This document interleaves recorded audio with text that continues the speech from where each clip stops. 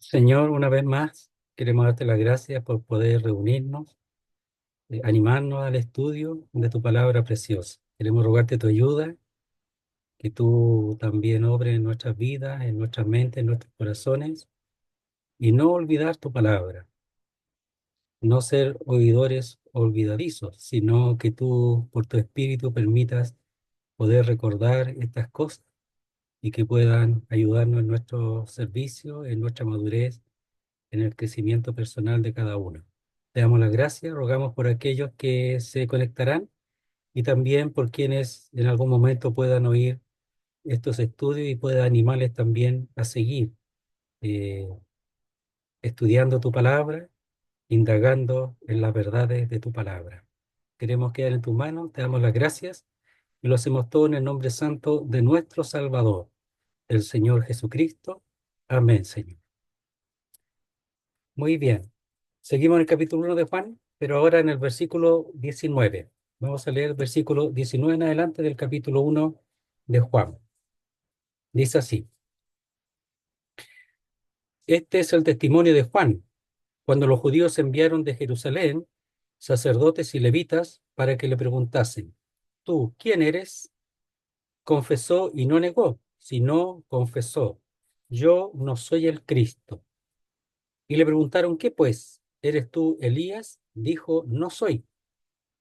¿Eres tú el profeta? Y respondió: No. Le dijeron: Pues ¿quién eres para que demos respuesta a los que nos enviaron?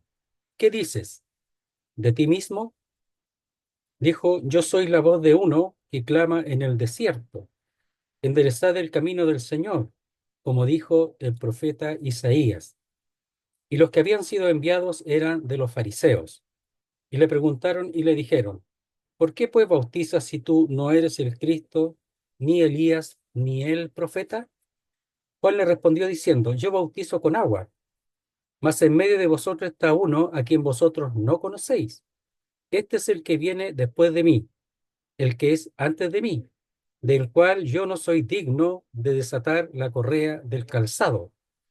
Estas cosas sucedieron en Betábara, al otro lado del Jordán, donde Juan estaba bautizando. Hasta ahí nomás. Vamos a leer por ahora. Entonces, veamos el versículo 19. La continuación de este relato se manifiesta con un i, que no aparece en la lectura, pero aparece en los mejores originales, entonces diría: y este es el testimonio de Juan. Entonces porque hemos dicho que el versículo 1 al 18 es como un resumen, ¿verdad? Un epílogo, o sea, no el epílogo, sino un resumen, ¿verdad? De un prólogo, eso era el prólogo de todo lo que viene después. Más o menos, es como un detalle o un resumen de, del detalle que viene después del versículo 19 en adelante. Entonces, 1.18 es muy importante estudiarlo bien y después vamos a ir viendo ahora los detalles de aquí hasta el final del libro, Dios mediante. Entonces, pero igual continúa, eh, es una conjunción que une, ilativa se llaman, conjunción ilativa que une de lo que viene anteriormente, y este es el testimonio de Juan, cuando los judíos enviaron de Jerusalén sacerdotes y levitas para que le preguntasen: ¿Tú quién eres? ¿Ya? Entonces, eh, viajaron desde Jerusalén hacia el norte, donde él está ubicado, en el Jordán, cerca de Betábara, dice, y que en realidad algunos lo mencionan como Betania, pero no la Betania de Lázaro, sino otra Betania, que aún no tiene muy claro dónde está, pero ahí lo vamos a ver en su momento. Dice: y este es el testimonio de Juan. Entonces Juan eh, aquí da testimonio en cuanto a que responde las preguntas de los sacerdotes y levitas, que vienen de la iglesia, o sea, vienen de Jerusalén mismo, del centro, ¿verdad? Del Jerusalén, y ellos sienten autoridad de poder preguntar porque, porque ellos sienten que tienen que saber. investigar qué sucede, quién es este, ¿ya? Relacionado con la parte religiosa, quién es. Y no solo les importa, sino también quieren saber para saber cómo actuar al respecto. Entonces, eh, fueron enviados a consultar qué pasaba. Entonces le llegó a sus oídos que había uno que estaba bautizando, y no solo eso, sino que estaba predicando y estaba bautizando. Entonces, si bautizaba, tenía que haber tenido alguna autoridad, en este caso divina, ¿ver? O religiosa. No sabemos qué es lo que pensaban realmente los judíos, quién, bueno, quién te envió, qué grupo, etcétera, cualquier cosa. Ellos sentían que tenían el derecho de preguntar porque era la autoridad religiosa en ese momento. Es increíble, ¿eh? Que aquellos que tienen más autoridad divina del cielo sean consultados con cierta, no sé, autoría o autoridad también, ¿verdad? Pensando que la tienen y le preguntan a aquel que tiene la mayor autoridad, pues. El mundo es así, pues, ¿ya? El mundo es así. Los que tienen de Dios son juzgados por los demás que no tienen mucho de Dios. Pasa mucho eso. Y en la Biblia pasa, por ejemplo, el Señor mismo, que tenía todo, les demostró y tenía toda la autoridad, y los otros ocuparon, se pusieron sobre él, pues, porque en el fondo le dice a Pilato, tú no tendrías autoridad si no te fuere dada a juzgarlo. Entonces, esa autoridad venía de Dios.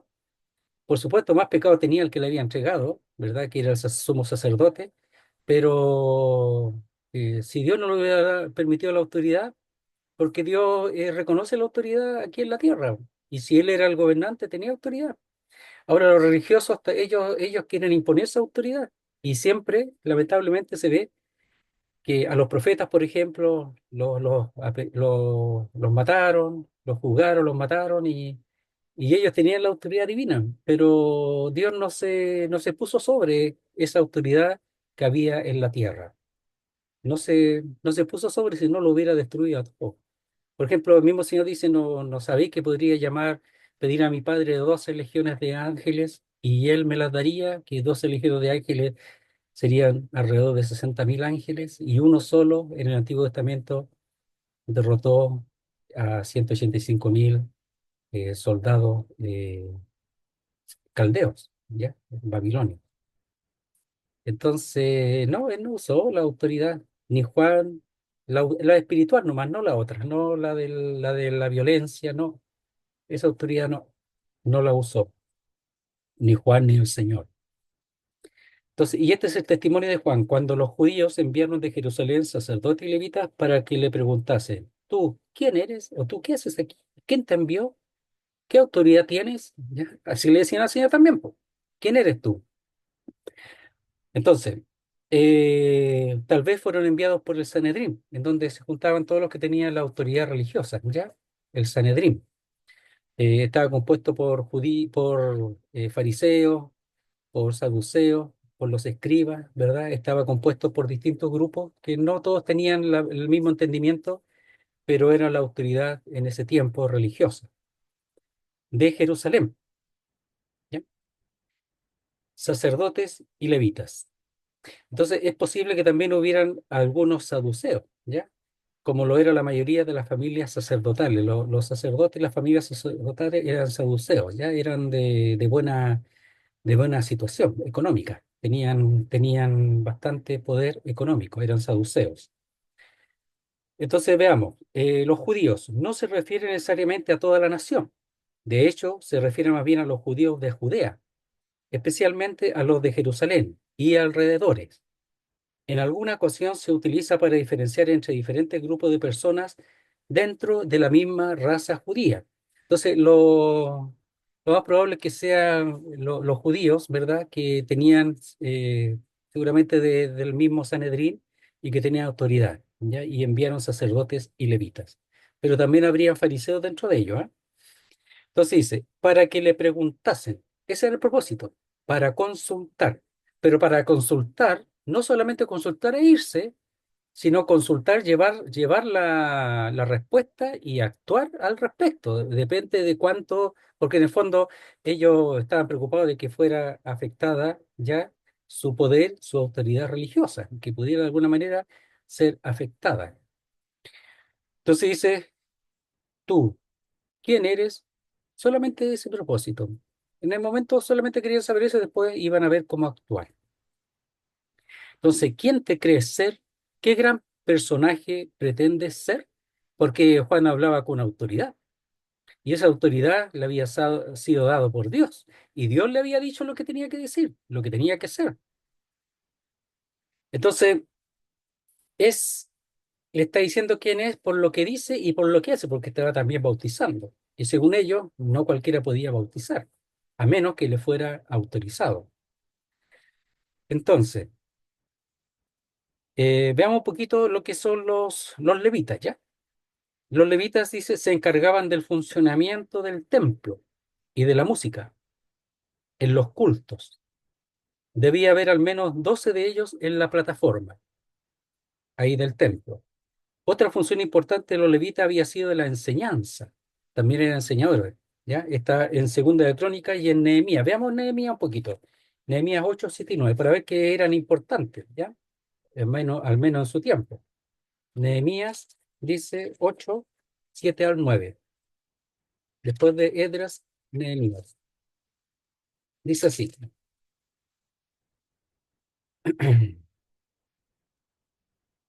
Verso 6 dice, bendijo entonces Edras a Jehová, Dios grande, y todo el pueblo respondió, amén, amén, alzando sus manos y se humillaron y adoraron a Jehová inclinados a tierra. Y los levitas Jesúa, Bani, Serebías, Jamín, Acub, Sabetai, Odías, Maasías, Kelita, Azarías, Josabed,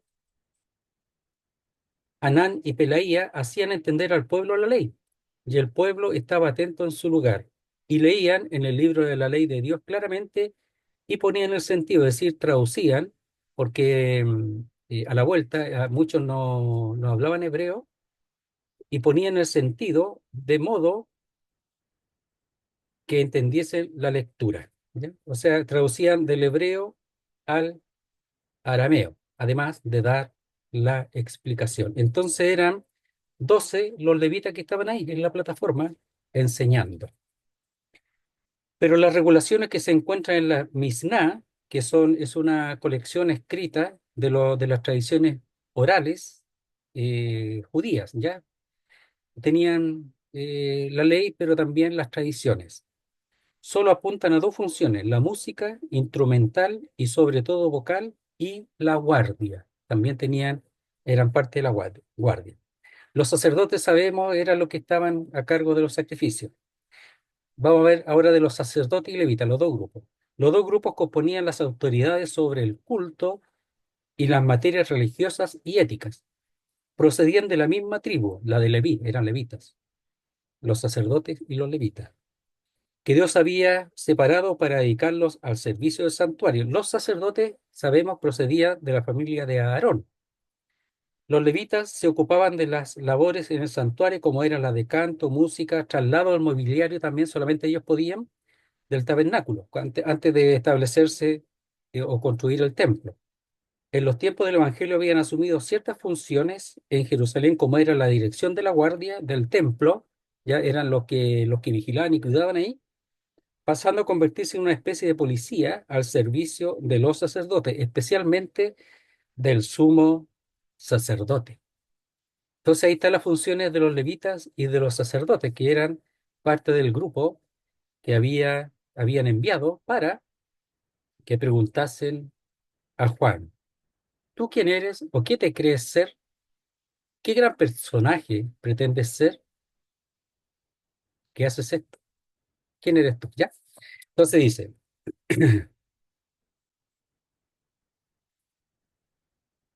dice que la ortodoxia judía no aprobaba a Juan porque éste no se conformaba al comportamiento digno de un sacerdote o un predicador.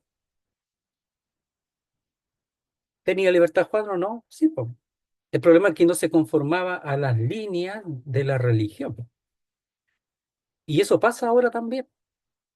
Son llamados rebeldes aquellos que desean predicar, aquellos que desean salir, aquellos que desean, autorizado por Dios, a dar a conocer el nombre del Señor y estar en comunión, pero igual son llamados rebeldes cuando ellos están haciendo el trabajo, el servicio. Entonces hay una idea que viene de aquí, que es el control. Y eso ha hecho no mucho bien. A veces, por supuesto, es necesario, según las circunstancias, pero si los creyentes quieren servir en su casa, afuera, tienen libertad, sin dejar de estar en comunión con los hermanos. Y aún así son llamados rebeldes. Entonces ellos tenían eso y decían, bueno, Juan, quién es este? ¿Qué se cree? Los mismos discípulos ya se estaban poniendo así. Y habían algunos que estaban predicando en otros lados y hacían también señales, pero más que nada estaban predicando. Y ellos no se lo permitieron. Y el Señor le dijo que se lo permitiera, el que no, el que está conmigo no está en contra mía, déjenlo que prediquen tranquilo, que prediquen el Evangelio, que den a conocer el nombre, ¿cuál es el problema? Por ejemplo, Roma, ¿cómo se creó la iglesia de Roma? No por los apóstoles, seguramente por hermanos que fueron dispersos, o los que por negocios viajaban, o estos que estuvieron en el día de Pentecostés y salieron y predicaron el Evangelio. Colosas también se formó por hermanos.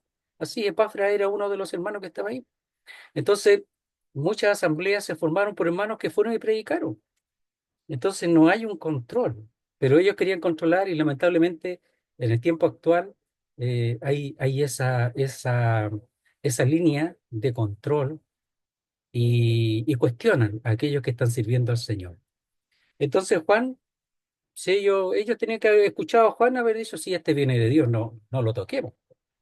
Ahora, el pueblo que escuchaba tenía a Juan por profeta, lo tenía por profeta. Por eso cuando el Señor les preguntó, ¿de dónde? Porque le preguntaron al Señor, ¿qué autoridad tienes para hacer estas cosas? Yo le voy a hacer una pregunta. El bautismo de Juan, ¿de dónde era? ¿Del cielo o de la tierra? ¿De dónde era? Si decimos del cielo, dirán, bueno, ¿por qué no le creímos? Si decimos de la tierra, el pueblo estaría en contra de nosotros.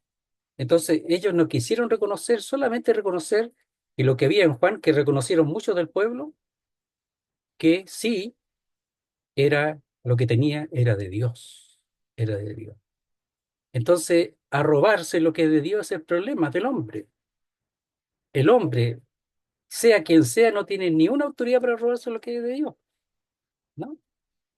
Decir que un creyente está predicando, está sirviendo, anda desordenadamente, es totalmente desconocimiento de la Escritura, porque nunca esa palabra se usa para eso. Solamente se usa para aquellos que no están trabajando y que andan en las casas o que andan viviendo de los demás, pero solamente de ellos. Entonces se usan términos para cosas que no tienen nada que ver. Lo digo porque ellos fueron y quisieron poner encima la autoridad. ¿Quién te mandó? O sea, ¿quién es tu jefe? ¿De qué iglesia vienes? ¿De qué religión vienes? No sé, cualquier cosa. Tienes que tener a una autoridad superior. Y lo único que tenía era Dios. Pero no la reconocieron. No la quieren porque ellos quieren tomar el control y no dejan que sea Dios quien señoree. Entonces dice, la ortodoxia judía no aprobaba a Juan porque éste no se conformaba al comportamiento digno de un sacerdote o un predicador. Y él era de la línea sacerdotal, hijo de Zacarías, que era sacerdote. Entonces ellos pensaban que ya tú tenés que ser como nosotros, po. Pero él tenía una comisión mayor, mucho mayor. Y además la escritura, como vamos a ver después en el verso 23, si alcanzamos ahora o después, tenía la escritura como fundamento. Bien. Dice, el lugar de encuentro es muy probable que ocurriese en el lugar de donde Juan bautizaba, que era, según el Evangelio, en Betábara, al otro lado del Jordán, ¿ya? Que es Betania, que aparece en el verso 28. Dice, ¿tú quién eres? En la pregunta se aprecia una manifestación de autoridad. Los que vienen se consideran con suficiente poder para preguntar a Juan, ¿quién eres tú? Es el literal. ¿Quién eres tú? ¿Eres judío? ¿Eres sacerdote? ¿Quién te mandó?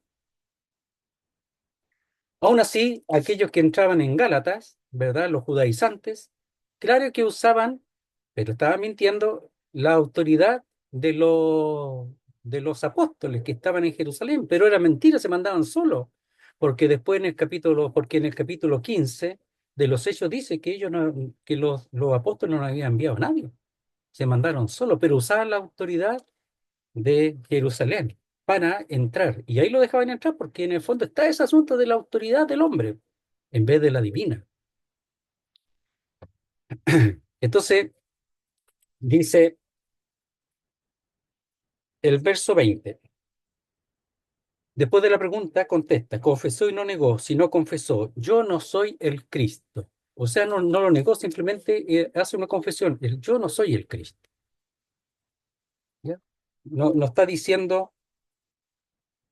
no está respondiendo lo que me mandó o quién no me mandó. Él está diciendo, yo no soy el Cristo. Solamente eso. No le respondió como ellos querían que le respondiera. No, y a mí me envió tal persona o tal grupo, nada de eso. ¿Ya? Entonces, negar es renunciar a o repudiar. Es decir, no renunció a lo que le envió Dios, porque Él es uno que viene a dar testimonio del Señor. ¿Ya? Entonces, si no confesó, profesar, declarar, ¿ya? Lo confesó, yo no soy, dice el Cristo. ¿Ya? Primero, lo que dice es eso, que él no es el Cristo. Porque pensaban que era el Cristo por su poder, por su manifestación, por el hecho que estaba bautizando también. Pensaban que era el Cristo. ¿Ya? Entonces, veamos lo que es Cristo, que es el Mesías, ¿ya? El ungido. Además de tener un carácter escatológico, también tiene un significado político desde el principio. Porque el Cristo no solamente va a venir, sino que va a venir a reinar, a gobernar. Entonces, ellos también andaban detrás del Cristo, porque ellos tenían envidia del Cristo, del Mesías, ¿ya? Que vendría para quitarle la autoridad y el poder que ellos tenían.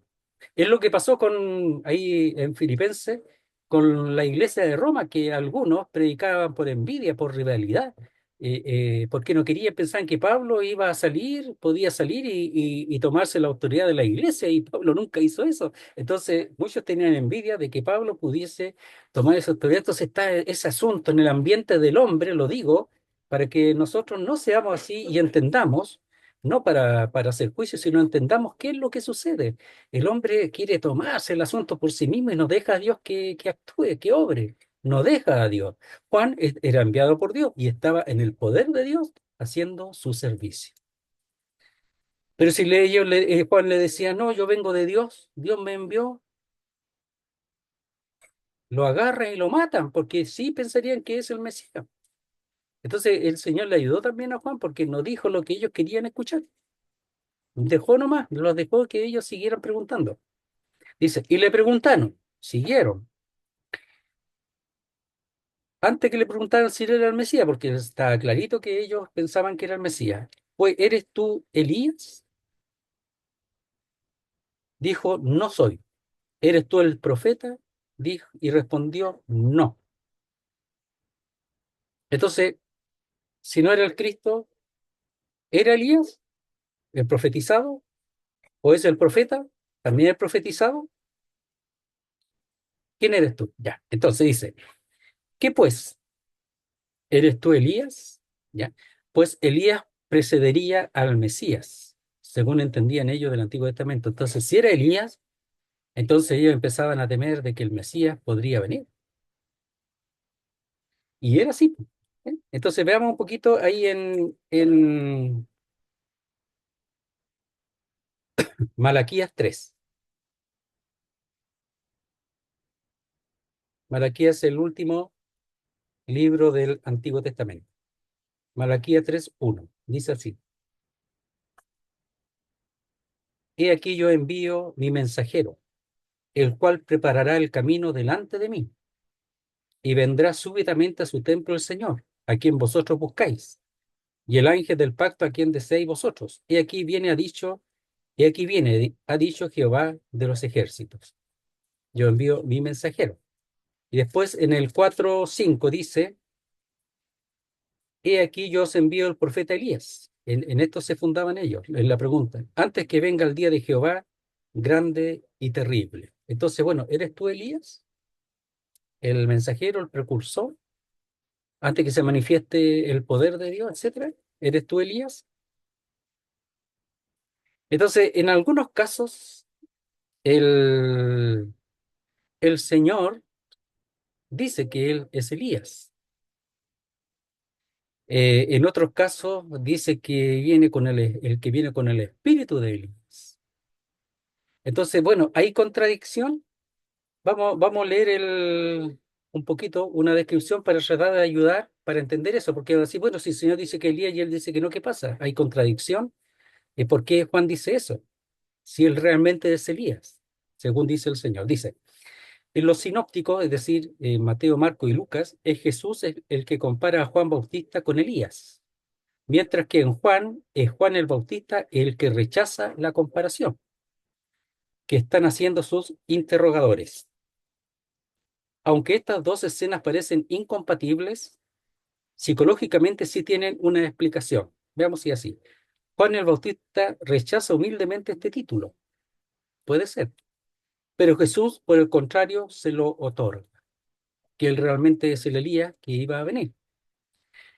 Dice, más adelante Jesús equipara a Juan con el Elías de la profecía de Malaquías, pero el texto no indica que Juan fuera consciente de ser quien Jesús dice que es. Además, debemos decir que mientras que los sinópticos aportan datos biográficos de Juan el Bautista, Juan no lo hace. Sería que el Señor dice que sí, pero Juan no lo sabía, que él era el Elías. Sí sabía que era la voz del desierto, que después lo va a decir. Dice, en cambio se centra en la importancia teológica de Juan, la cual extrae de forma rigurosa de la relación que el profeta neotestamentario tiene con Jesús. Entonces, la relación que tiene es que es el que viene delante del Señor, el mensajero, pero no dice que es Elías. Juan mismo no dice que es Elías, pero el Señor sí lo dice y seguramente lo dice por la función que él hace. Mire, veamos un poquito Mateo 11:14.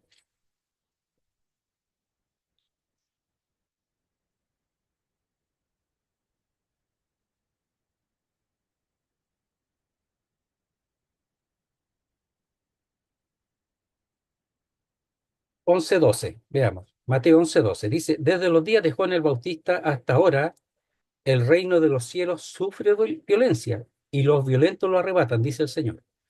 Porque todos los profetas y la ley profetizaron hasta Juan. Y si queréis recibirlo, hasta Juan, porque de ahí de Juan viene el Cristo. Y si queréis recibirlo, él es aquel Elías que había de venir. Eso es lo que dice aquí, po, en cumplimiento de Malaquías. Eso es lo que dice el Señor. Entonces, uno piensa, bueno, ¿cómo puede ser Elías? Porque Elías no vio muerte. ¿Sería el mismo Elías que vino, porque nunca murió? Bueno, eso es lo que pone ahí dice, bueno, es, no es, ¿por qué Juan dice que no lo es? No lo sabía, no lo entendía, no le expresó eso al Señor, no sabemos. Lucas 1:17. Por eso se piensa que Juan simplemente fue humilde, nada más, en su declaración.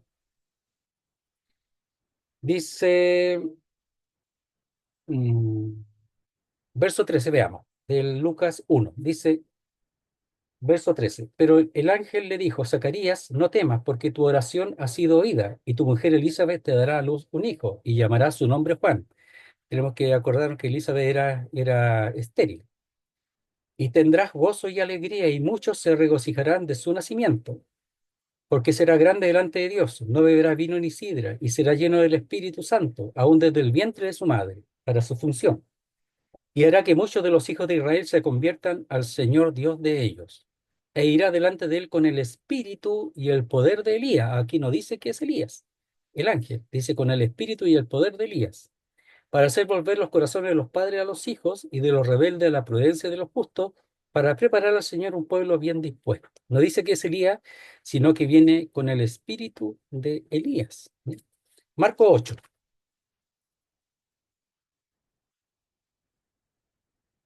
No tenemos todas las respuestas, pero sí podemos pensar que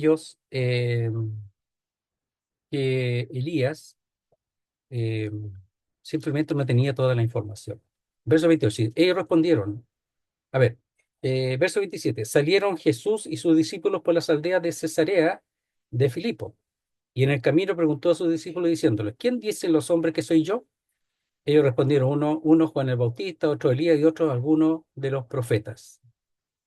Lo mismo que, que le preguntaron a, a Juan el Bautista. Po. Ya, lo que pasa es que en cuanto se llegó, algunos pensaban que era Juan el Bautista y algunos pensaban que Juan el Bautista era el Cristo.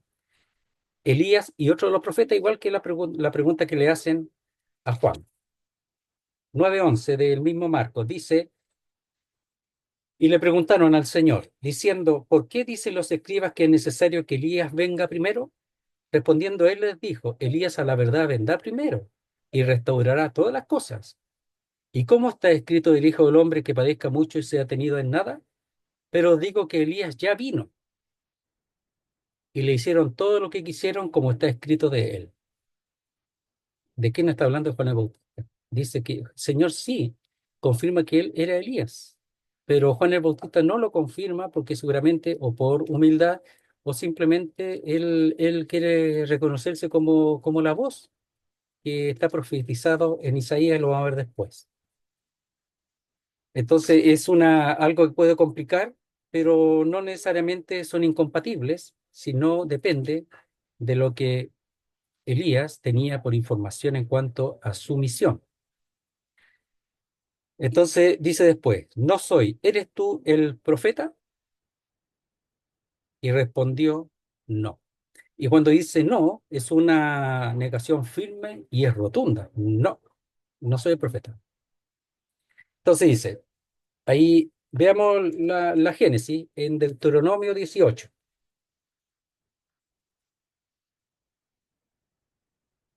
Si Elías reconocía que era el profeta, significa que sería el mismo Mesías, pues, porque aquí dice así, verso 15 de Deuteronomio 18, dice así, profeta de en medio de ti, de tus hermanos, como yo te levantará Jehová tu Dios, a él oiréis.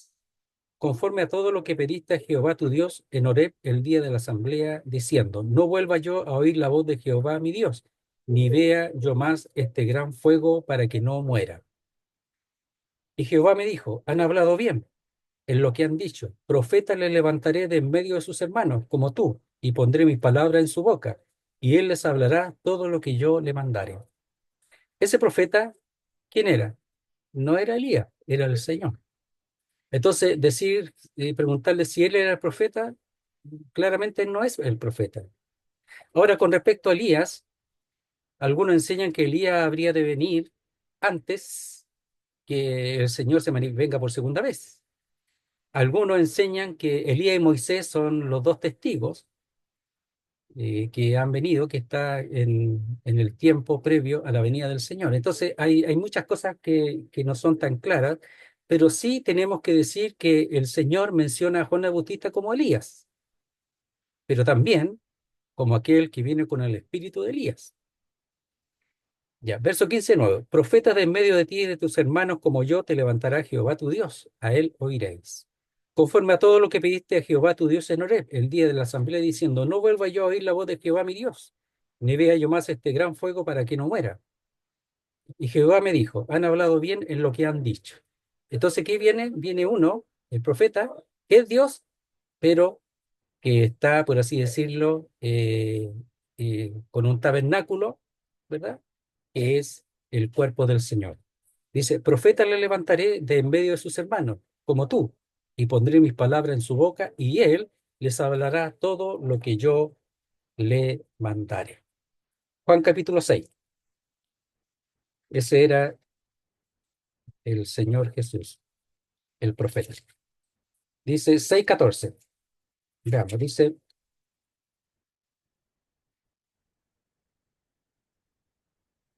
verso 13, dice, la alimentación de los 5.000, la multiplicación de los panes.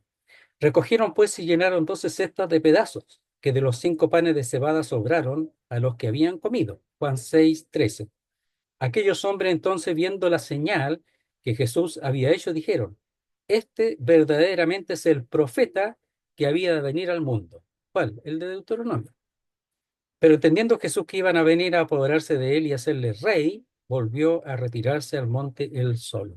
Él era el profeta, sí, po, pero no era su momento. Y lo último, Hechos 3:22. En verdad, lo penúltimo, vamos a ver todos los textos. 3:22, todos los que tenemos aquí al menos. Dice así,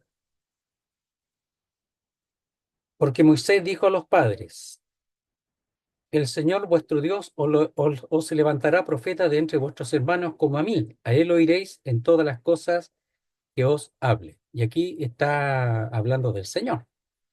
Porque Moisés dijo a los padres, el Señor vuestro Dios os levantará profeta de entre vuestros hermanos como a mí. A él oiréis en todas las cosas que os hable. ¿Ya? Entonces Pedro está diciendo que el Señor es ese profeta y ya ha sido crucificado y ha sido glorificado. Y él es el que le envió el Espíritu Santo, el sello del Espíritu. El 7:37 del mismo Juan, el mismo texto, dice 7:37. A ver, verso 85 del Hechos, capítulo 7. A este Moisés, a quien habían rechazado, diciendo, ¿quién te ha puesto por gobernante y juez en el Antiguo Testamento? A este lo envió Dios como gobernante y libertador por mano del ángel que se le apareció en la zarza. Porque primero lo rechazaron, ¿verdad? Cuando quiso defender al hebreo, a su hermano hebreo, y se fue a Madián, escapó a Madián. Este los sacó, habiendo hecho prodigios y señales en tierra de Egipto y en el Mar Rojo, y en el desierto por 40 años.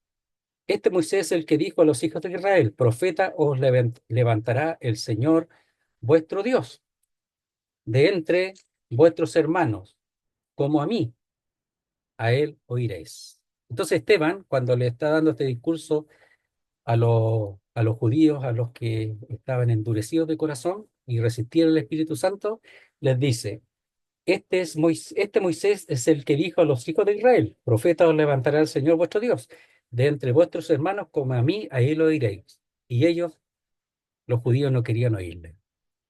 Entonces, ¿eres tú el profeta? Respondió, no, porque no es el profeta.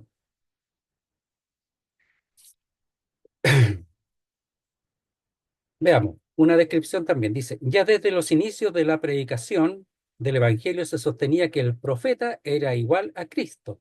Hechos 3:22, lo que vimos en cuanto al discurso de Pedro. Mientras que los judíos hacían distinción entre los dos, como vemos en este pasaje y en 7:40-41. ¿Ya? Veámoslo ahí, en Juan 7, 40 y 41. Veamos qué dice. Dice, entonces algunos de la multitud, oyendo estas palabras, decían verdaderamente, este es el profeta. Otros decían, este es el Cristo. Pero algunos decían, ¿de Galilea ha de venir el Cristo? Entonces, algunos dudaban, ¿ya? Le dijeron, pues, ¿quién eres? Para que demos respuesta a los que nos enviaron. ¿Qué dices? ¿De ti mismo? Entonces, primero, él confiesa, no niega en cuanto al hecho de que no es el Cristo. Solo confiesa, yo no soy. Entonces, ¿eres Elías? Tampoco. El profeta tampoco. Y no podemos decir que aquí está de mayor a menor, porque en el fondo el profeta es el mismo Cristo. Tal vez ellos lo veían como Cristo, Elías y el profeta como de mayor a menor. No sabemos. Pero Elías tenía su función y el profeta era el mismo Cristo. Entonces le dijeron, pues, ¿quién eres para que demos respuesta a los que nos enviaron? ¿Ya? Entonces dice, dínoslo, que en el fondo es como un imperativo, es como un mandato. Tienes la obligación de decirnos quién eres, porque no podemos ir sin respuesta para allá, tiene que decirnos. Así, no, Dino, si es que quieres, nomás, no, sino está en una forma o en una función como imperativo. Aunque no es imperativo, es una función que tiene como imperativo. ¿Para qué? ¿Ya? O sea, para que demos, o sea, tienes que decirnos, para que demos, o sea, estamos obligados a darnos, así que tienes que decirnos quién eres, para que demos respuesta a los que nos enviaron. Seguramente el Sanedrín, como hemos dicho, ¿verdad? Los enviaron y, y especialmente de los fariseos. Ellos fueron comisionados seguramente por el Sanedrín. Qué dices de ti mismo o acerca de ti mismo? ¿Quién eres tú? ¿Quién dices que eres? ¿Qué te crees que eres? ¿Que estás haciendo estas cosas? Entonces dijo, yo soy. Ahora sí, ahora dice, yo soy. No es el mismo yo soy del Señor, ¿ah? Pero aquí está diciendo, yo soy la voz de uno que clama en el desierto. Enderezad el camino del Señor, como dijo el profeta Isaías. Ahora sí, él dice quién es realmente, cuál es su lugar. Es lo que el Señor le dijo. Por eso, en cuanto a que él Elías no es Elías, y él dice que no, seguramente él no tiene esa información. O simplemente es un acto de humildad porque en el fondo él tiene una sola función, enderezar el camino del Señor, el mensajero de Dios. Entonces dice, dijo, o se puede decir, decía, ¿ya? Esa es la forma aquí, decía, seguramente lo decía constantemente.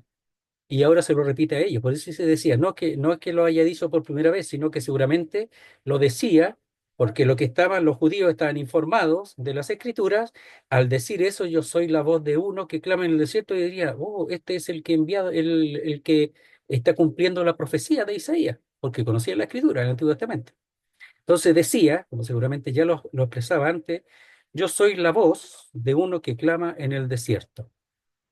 Literalmente dice así, yo, voz que clama en el desierto. Y dijimos que clamar es gritar, es exclamar con fuerte voz. Eso es lo que él está haciendo. ¿Ya?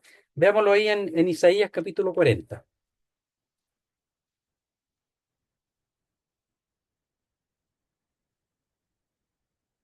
Desde el verso primero vamos a leer Isaías 41. Dice así, consolaos, consolaos, pueblo mío, dice vuestro Dios, hablad al corazón de Jerusalén, decidle a voces que su tiempo es ya cumplido, que su pecado es perdonado, que doble ha recibido de la mano de Jehová por todos sus pecados.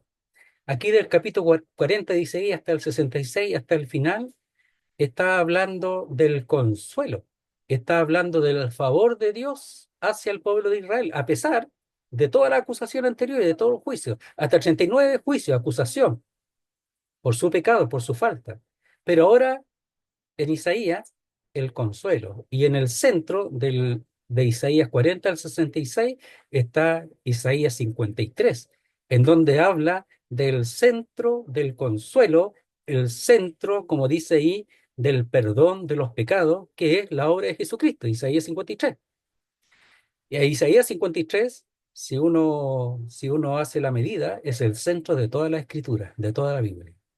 Entonces, no solamente el centro aquí del capítulo 40 al 66 de Isaías en cuanto al consuelo.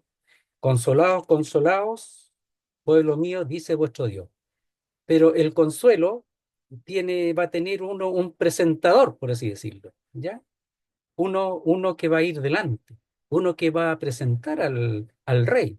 Era aquel que daba voces y presentaba al rey que venía en su comitiva, en su carro, ¿ya? En su carro glorioso venía ahí el rey, he aquí el rey de tal o tal lugar. Entonces aquí hay uno que lo presenta. En el verso 3 dice, voz que clama en el desierto, preparad camino a Jehová, enderezad calzada en la soledad a nuestro Dios. Todo valle sea alzado y bájese todo monte y collado, y lo torcido se enderece y lo áspero se allane. O sea, no solamente es subir, alzar y bajar los collados para que quede plano, sino también que sea recto, no caminos chuecos, sino rectos. Y está hablando, por supuesto, literalmente, pero está hablando de los corazones enaltecidos, los corazones que están necesitados, los enaltecidos puede ser, y aquellos que están en una vida no recta delante de Dios, no justa. Entonces, vos que clama en el desierto, preparad camino a Jehová, enderezad calzada en la soledad de nuestro Dios. Todo valle sea alzado, y bájese todo monte y collado, y lo torcido se enderece, y lo áspero se allane. Y se manifestará la gloria de Jehová, y toda carne juntamente la verá, porque la boca de Jehová ha hablado. Entonces, primero está el presentador, y luego viene, como dice ahí, la gloria de Jehová, que es Jesucristo. Toda carne la verá. Entonces, este es el mensajero. Hermano y amigo, un tremendo servicio, no podía ser cualquiera. No sabemos de qué tiempo él estaba en el desierto, preparado, aparte de todo lo natural, todo lo carnal, todo lo que era el mundo. No significa que los creyentes tengan que aislarse, no. Lo que pasa es que él tenía una preparación especial, una alimentación liviana, miel y langostas. Esa era su alimentación. Y su vestido era como de los profetas, que habla de humildad, habla de una entrega plena a Dios y ninguna intención de lo material. Dios lo mantuvo. ¿Cuánto tiempo? No sabemos. Uno piensa que puede haber sido los 12 años, que era el tiempo en que ellos entraban al servicio sacerdotal, según uno entiende. No al servicio, sino que eran acercados hacia el sacerdocio, algo así, pero de los 20 años en adelante podían servir, pero probablemente de los 20 años, de los 12 años, él ya estaba en el desierto, años allí, solamente con su Dios. Entonces era una preparación, porque iba a presentar a uno que viene de Dios, y esto lo iba a hacer un hombre, y él tomó su lugar, no se enalteció, sino que tomó su lugar como la voz como aquel que no era digno ni siquiera de desatar el cordón de su calzado y sacarlo y lavar sus pies, ni siquiera uno que era digno de hacer eso, como un siervo, como un esclavo. Dijo, yo soy la voz de uno que clama en el desierto, enderezad el camino del Señor, como dijo el profeta Isaías, y lo vimos recién. Entonces, enderezad el camino del Señor. La palabra enderezar es dirigir. Entonces, es un llamamiento a estar preparados porque la venida del Señor se acerca. El símbolo que se usa aquí es el de preparar un camino, despejándolo de todos los posibles obstáculos, todas las cosas que hay en el corazón. Por eso le decía, ¿qué tenemos que hacer? Hacer esto, otro. Ya, ahí veámoslo, a ver, aquí lo tengo, a ver, espera un poquitito,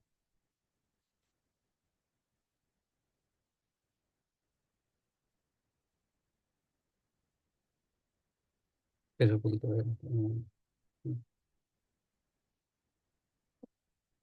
Veamos primero este texto, ya dice.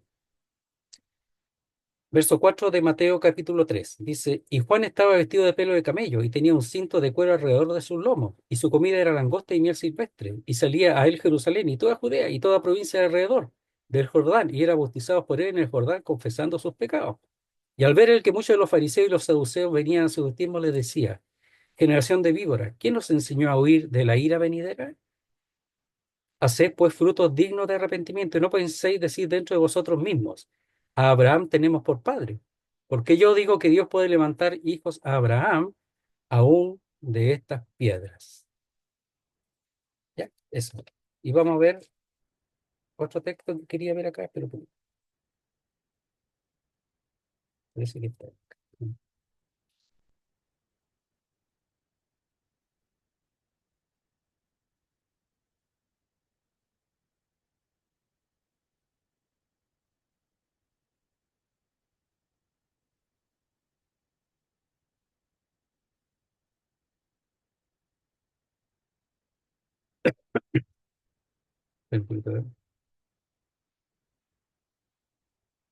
Hay un texto.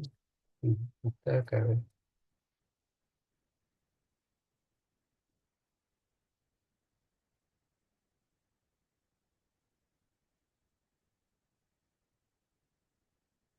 Ya, a ver.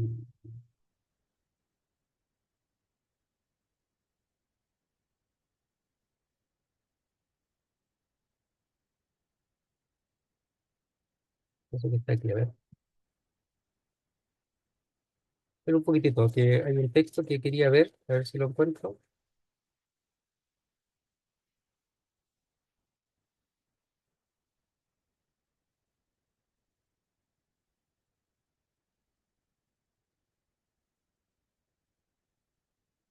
Ya, dice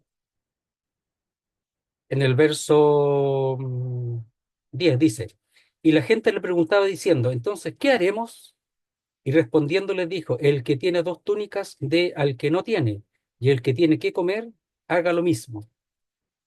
Es verdad que por la fe, pero aquí está preparando el camino para aquel en quien tenían que creer. Entonces, preparar el camino es que ellos dejen aquellas cosas, la dureza y del corazón. Está preparándolo, el camino, los corazones. Vinieron también unos publicanos para ser bautizados y le dijeron, maestro, ¿qué haremos? Él les dijo, no exijáis más de lo que os es ordenado, ¿verdad? Aquí mismo en Lucas está Saqueo, ¿ya? Que él, cuando recibió al Señor, él dijo que devolvería todo lo que había exigido de más para él, ¿ya? También le preguntaron unos soldados, diciendo, ¿y nosotros qué haremos? Y le dijo, no hagáis extorsión a nadie, ni calumniéis, y contestado con vuestro salario. Ellos, para librar a algunos, recibían dinero como oro, ya hacían lo mismo. Dame platita y queda libre, etcétera. O el castigo va a ser menor. Entonces, está preparando el camino del Señor, ¿ya? Me costó encontrar el texto, disculpe, no, lo tenía en la mente, pero no. Entonces, enderezar el camino del Señor, ¿ya? Veamos una descripción de enderezar. Se usaba en dos sentidos. Literal, enderezar. Figurado, corregir. En los papiros, los que eran corregidos tienen significado de los culpables o los acusados. Y también para referirse al timonel de un barco, el que conduce recto, el que las gobierna, literal, el que mantiene recto, metafóricamente, de enderezar el camino del Señor. ¿Ya? Entonces, en el fondo, es el que lleva el barco, esto lleva en el barco bien choquito, ¿ya? Entonces lo está enderezando. Esa es la idea. Dice, el que mantiene recto, metafóricamente, de enderezar el camino del Señor, es decir, sus corazones, como lo vimos ahí, como las preguntas que le hacían, y él le decía lo que tenía que hacer. Entonces había algunos interesados. Los fariseos y los saduceos no tenían ningún interés, ¿ya? Ellos querían bautizarse nomás. ¿Por qué? Porque en el fondo ellos podrían pensar que podía ser de Dios, pero en el fondo su corazón no no estaban respondiendo al ministerio de Juan. No sale todo el ministerio de Juan, debe haber sido tremendo, tremendo, tan tremendo que pensaban que era el Cristo, tan tremendo que ellos preguntaban, ¿qué hacemos?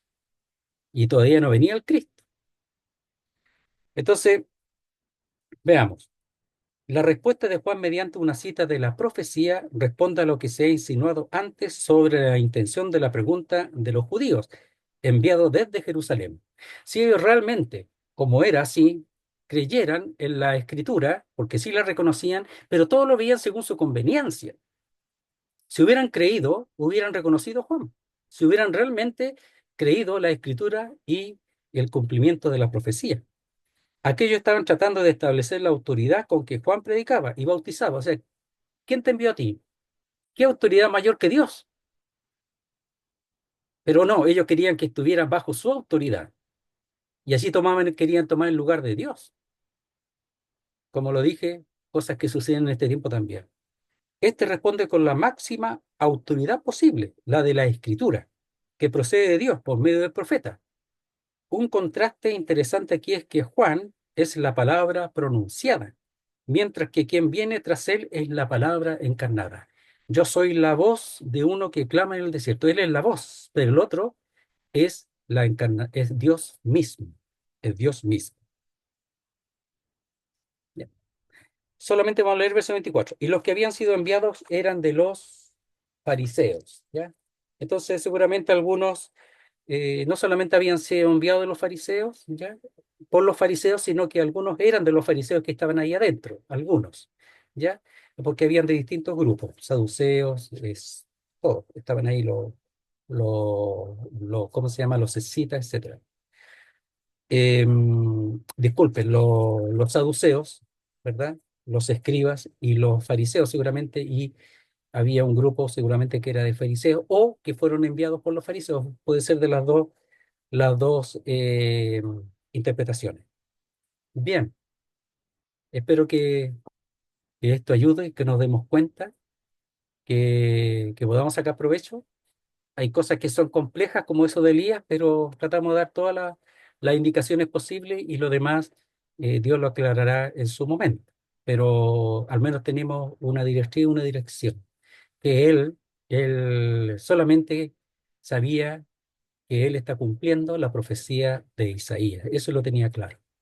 Y la profecía de Isaías es que el consuelo venía a Israel y que la gloria de Dios se iba a manifestar y que el mensajero, que es en este caso Juan el Bautista, tenía una función importantísima y el último de los profetas que iba ahora a presentar al Señor. Era una obra maravillosa que exigía, por así decirlo, una santidad, una, una pureza de intención y de vida como la que Juan llevó en su tiempo previo en el desierto. Así que Juan era un tremendo varón, un tremendo varón. Y como hemos dicho, cumplió su función y fue quitado de la tierra, pero cumplió su función y luego ya no era necesario porque ahora estaba el rey presente en la tierra, en este caso de Israel, pero también en el mundo. Muy bien, muchas gracias. Vamos a orar al Señor antes de terminar este estudio. Nuestro Dios y Padre, queremos darte las gracias por ayudarnos a acercarnos un poco más a tu palabra, a entender un poquito mejor.